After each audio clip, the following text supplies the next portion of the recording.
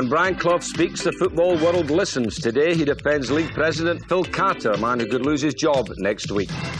We have a morning report from the England training headquarters as the squad prepare for the World Cup encounter with Sweden. First pictures of one of the Cup upsets of the week, Scarborough's thrilling defeat of 2nd Division Portsmouth. And our Littlewoods Cup roundup features the best goals of the week. This one, a great relief, I'm sure, for Ian Rush. Good afternoon. Good afternoon. Jim, you don't like to start a programme on a low note, but the death of Jackie Milburn this week, cast a shadow on football, and I think we would like to say something about Jackie. Yeah, I think we would just like to give our tribute. It was a sad day for the game, obviously, but what a marvellous tribute to a man that 20,000 people from the northeast of England should go out and pay tribute to him at his funeral. And it's a tragedy that players leave the northeast now to go to other parts of the country, and that there's no really great football team there, but a great tribute, great man. He was a great man, Jim, a smashing man, and a great international player as well. And talking about internationals, let's check on the lineup of fixtures for next Wednesday with all 4 home nations in World Cup action, while the Republic face Tunisia in a friendly. Northern Ireland clearly have the toughest task, although Hungary have indifferent form lately, including a 4-0 home defeat by Austria back in May. Well, viewers in Ulster will be able to see live coverage of that match starting 6 o'clock on Wednesday evening. Well, last Wednesday, England's opponent Sweden had a final warm-up game against Portugal. Pretty dull affair, no goals and little to commend it. But Bobby Robson would have been interested in the form of Glenn Stromberg. He looks strong and will need, I suppose, special attention next week. Now let's join Martin Tyler, who's with the England team right now. This is the new England team headquarters in the heart of the Buckinghamshire countryside. Now, Bobby Robson has had most of his players here since Thursday night. It's not all sweetness and light, though, because there are a couple of injuries. John Barnes got on the bus to go to training this morning, still feeling his hamstring problem. There's a doubt about Peter Beardsley as well. He's got a rather severe groin strain. But Dave Besant did meet up with his new colleagues in the England squad. Besant in the squad for the first time at the age of 29, and he joined up with the players at Bisham Abbey this morning. For all the problems, though, Bobby Robson is delighted that the league have postponed most of the First Division fixtures this afternoon. I'm absolutely thrilled about it, and it's the only way to tackle it. I mean, I've been banging the drum on this for years, haven't I? And so did Ron Greenwood, so did Don Ravi. And any subsequent manager will do the same. The good thing about it all is that the players who are here aren't risked this afternoon, don't play, won't get injured, and will be fresh for Wednesday. Now, that's very important. We're just a bit unlucky with Barnes and Beardsley. But the rest have been together. We're building up team spirit, and there's a great atmosphere about the place. We know how important it is. It's great to be together, and it's serving a great purpose. Very committed to the England cause is defender Terry Butcher, a commitment that has got him into trouble with his club, Rangers. I think it's a bad example from my point of view to do what I did. I think that many young players, obviously don't follow my example. But I'd rather vent my feelings on a piece of wood than I would somebody's leg or the referee. Did you worry that might affect the England situation and the game on Wednesday? Those thoughts didn't come into my head at the time. But obviously I do regret, and if it was to happen, then it happened. But as I said before, I'd rather vent my feelings on a piece of wood, and I've done that before in the past with Ipswich, because I do feel passionate, about the game and about Rangers now. As I feel as passionate for Rangers now as I did for Ipswich. So all we want from the public is another chance, and they give it. I mean, the public I find is absolutely superb. They are great guys and do understand. So on Wednesday night, I'm sure we'll have 2 teams, one on the terraces, supporting the players and being loyal and giving us every encouragement that we need on a very crucial big match, and a good team on the pitch who want to pay back the country a bit of the disappointment we must have given them by not getting results in Germany when we all thought we could do it. Well, that's honest enough, and that's what we want, Bob, from you. We want a victory, and I'm sure the lads will deliver. And for all those people who keep saying that Saint and I sit on the fence as far as Bobby Robson's concerned, we do not. We happen to believe that he is the best man for the job. End of story. Now, Bob, go out and prove it to everybody on Wednesday with your players, and we know that you will, because I think they'll win.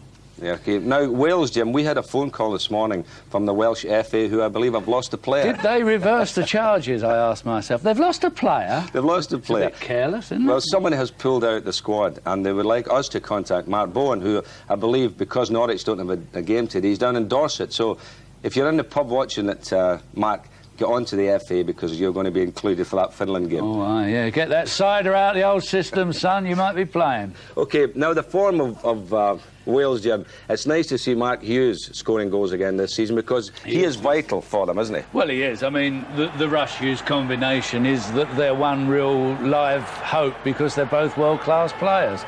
And it is nice to see Big Mark. He's strong, and he's finishing. That is Mark Hughes' finishing. It's not side-footing or anything, is it? Well, it's thumping them, that's it. He's one of the best volleyers in football. That was a marvellous goal. Thumping them in the back of the net, and that was a marvellous goal. Let's hope he does it on Wednesday for the Welsh. Can we see them winning that one? What? Can we see them winning in Finland? It's going to be hard for them, isn't it? Because the Finns are no mugs. No. No I think mugs. a draw. I think maybe a draw. I mean, they kept the Russians at bay in the World War, you know. Right. Now, the big game, Jim, of course, is up in Scotland. Scotland against Yugoslavia. I shall be there at Hampden Park. Now, Thought you would be, Saint. I never doubted. We've had a couple of blows this week, because Ian Durant, who's such a skillful player for Rangers in Scotland, was injured in this tackle there. That picture, by the way, from Eric Craig of the Daily Record. And that, Jim, has put him out the game, possibly for the season. That will be a blow. As will Gary Gillespie's injury. Now, Gillespie was a star man in the last international against Norway. He's injured here against Luton last week. Both players out, Jim, and that, I'm afraid, is going to be a big blow for us. Yes, it will be, and it won't be an easy match for you, No, will it won't. But having said that, David Speedie is back in the squad, and a lot of people are quite happy about that. Well, it's nice to see him back, because he went to Coventry early doors and had a rough ride, but John Sillett's obviously done a bit of kicking. We can't say where, because it's a family programme. And it's worked, and he's altered his position slightly, hasn't he? Playing a bit deeper now in midfield. Well, you see, sometimes this works for a striker, because it gives them a bit more room. And he's coming in behind the defence, isn't he? Well, and that's some crossing there, isn't it? Well, all the goals by David's crosses by David Smith, and 3 headers by David Speedie. I just hope, Jim, on Wednesday that he's used in that role, because I think we need players in midfield for Scotland to get forward in the box and score goals, and I would like to see David You play. do need a few to score goals, say. Now, we turn to domestic matters, and the league's centenary celebrations finally ground to a halt last Sunday with the final of the Mercantile Credit Centenary Trophy. Of all the anniversary matches over the last few months, this one was probably the best. Davis, a nice little ball played for Marwood. Groves is waiting in the middle, Smith's coming up fast, and is into the net there by Paul Davis.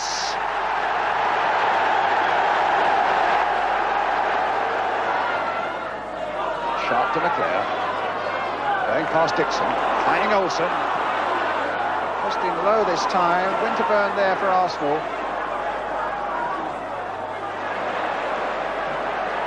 Smith for Marwood. For Davis. Thomas kept onside, played onside by Billy Garton. Michael Thomas now for Arsenal. And that's 2.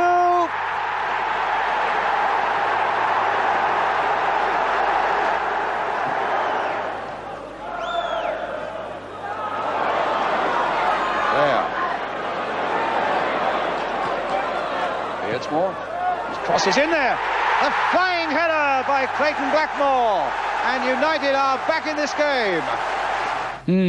All good stuff, but I fear the old league rather cocked it all up a bit, didn't they, this centenary year, really? They had should to have do had something, just one, didn't they? yeah, but they should have had just one big game instead of all these little bits and pieces that they had, and none of it's really worked, is it? Let's hope they get it right for their bicentenary, Saint. Yes, and let's hope that we are here to discuss it. Which we will, but will Ken Bates be here? I ask myself. Well, the league threatens to attract more bad publicity in the next few days as a faction of club chairmen try to remove league president Philip Carter from office at an extraordinary general meeting next Tuesday. Carter, the Everton chairman, was a central figure in the television negotiations during the summer, and many people feel he has behaved in a way that isn't compatible with his position.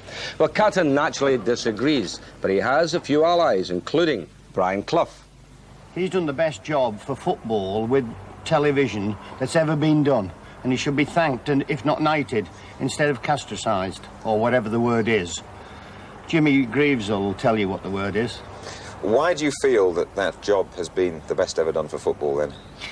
We're getting paid for the first time ever what the game's worth. And I feel that football on television is going to be produced better than it's ever been produced. Now, this is not a promo for London Weekend or any other commercial television, or even BBC. If you get it on there, sell it to them. They would like one of our matches, actually. It is the deal that portrays our game as it should be portrayed, and we are getting a just return. Is this then another case of football administrators, how can I put it, shooting themselves in the foot? They're having a bad time. The Football League particularly having a bad time. And the second they replace Graham Kelly, that'll bring a little bit of stability to the scene. And the second they get their act in order, and the second they act on one front. Mr. Carter is a respected man, and he is a good league president. Do you despair a bit about the administration at times, Brian? I always have and always will. The football directors are not one of my favourite hobbies.